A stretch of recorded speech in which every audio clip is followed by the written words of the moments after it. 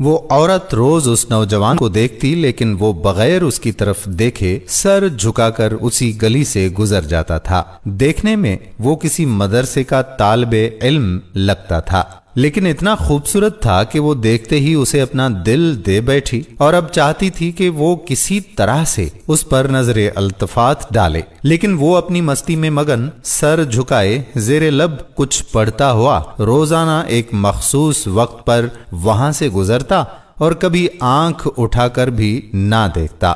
اس عورت کو اب ضد سی ہو گئی تھی۔ وہ حیران تھی کہ کوئی ایسا نوجوان بھی ہو سکتا ہے جو اس کی طرف نہ دیکھے، اور اسے ایسا سوچنے کا حق بھی تھا۔ وہ اپنے علاقے کی سب سے امیر ترین اور خوبصورت ترین عورت جو تھی، خوبصورت اتنی کہ جب وہ باہر نکلتی تو لوگ اسے بے اختیار دیکھنے پر مجبور ہو جاتے۔ اسے حیرت تھی کہ جس کی خوبصورتی کو دیکھنے کے لیے لوگ ترس رہے ہیں، وہ خود کسی کو پسند کرے اور وہ مائل نہ ہو، اس کی طرف دیکھنا گوارا نہ کرے۔ اپنی انا کی شکست اور خوبصورتی کی توہین پر وہ پاگل سی ہو گئی، اور کوئی ایسا منصوبہ سوچنے لگی جس سے وہ اس نوجوان کو حاصل کر سکے، اس کا غرور توڑ سکے۔ آخر کار شیطان نے اسے ایک ایسا طریقہ سمجھا دیا جس میں پھنس کر وہ نوجوان اس کی بات مانے بنا رہ نہیں سکا۔ اگلے دن جب وہ نوجوان اس گلی سے گزر رہا تھا تو ایک عورت اس کے قریب آئی اور کہنے لگی کہ بیٹا، میری مالکن تمہیں بلا رہی ہے۔ نوجوان نے کہا، اماں جی، آپ کی مالکن کو مجھ سے کیا کام ہو سکتا ہے؟ اس عورت نے کہا، بیٹا، اس نے تم سے کوئی مسئلہ پوچھنا ہے، وہ مجبور ہے، خود باہر آ نہیں سکتی۔ نوجوان اس عورت کے ساتھ چلا گیا۔ اس کے وہم و گمان میں بھی نہیں تھا کہ جو عورت اسے بلا رہی ہے اس کا منصوبہ کیا ہے، وہ کیا چاہتی ہے۔ وہ تو اپنی فطرتی سادہ دلی کی وجہ سے اس کی مدد کرنے کے لیے اس کے گھر آ گیا۔ اس کے ذہن میں تھا کہ شاید کوئی بوڑھی عورت ہے جو اپنی کسی معذوری کی وجہ سے باہر آنے سے قاصر ہے۔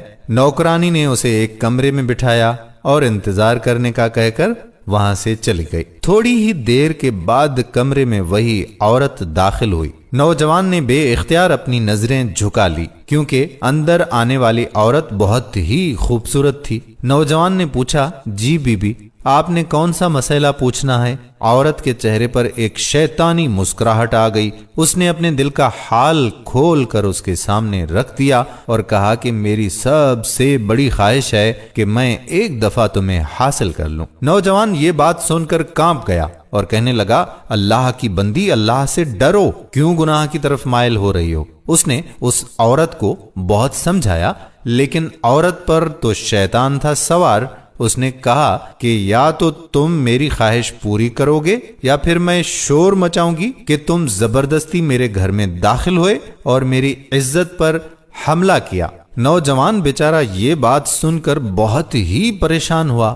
اسے اپنی عزت کسی بھی طرح سے محفوظ نظر نہیں آ رہی تھی۔ اس کی بات مانتا تو گناہگار ہوتا، نہ مانتا تو لوگوں کی نظر میں برا بنتا ہے۔ وہ علاقہ جہاں لوگ اس کی شرافت کی مثالیں دیا کرتے تھے، وہاں اس پر اس طرح کا الزام لگ جائے، یہ اسے گوارا نہیں تھا۔ وہ عجیب و غریب مصیبت میں بیچارہ پھنس گیا۔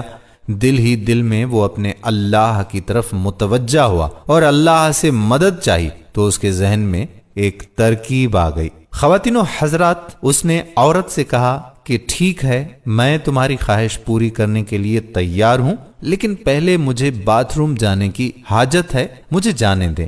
عورت نے اسے بیت الخلا کا بتا دیا۔ اس نوجوان نے اندر جا کر ڈھیر ساری غلاظت اپنے جسم پر مل لی اور باہر آ گیا۔ عورت اسے دیکھتے ہی چلا اٹھی، یہ تم نے کیا کیا؟ ظالم، مجھ جیسی نفیس طبیعت والی کے سامنے اتنی گندی حالت میں آ گئے، دفع ہو جاؤ، نکل جاؤ میرے گھر سے۔ نوجوان فوراً اس کے گھر سے نکل گیا اور قریب ہی کی ایک نہر پر اپنے آپ کو اور اپنے کپڑوں کو اچھی طرح سے پاک کیا اور اللہ تعالیٰ کا شکر ادا کرتا ہوا واپس مدرسے چلا گیا۔ نماز ہوئی۔ نماز کے بعد جب وہ سبق میں بیٹھا تو تھوڑی دیر کے بعد استاد نے کہا کہ آج تو بہت ہی پیاری خوشبو آ رہی ہے۔ کس طالب علم نے خوشبو لگائی ہے؟ وہ نوجوان سمجھ گیا کہ اس کے جسم سے ابھی بدبو گئی نہیں اور استاد جی طنز کر رہے ہیں۔ وہ اپنے آپ میں سمٹ گیا۔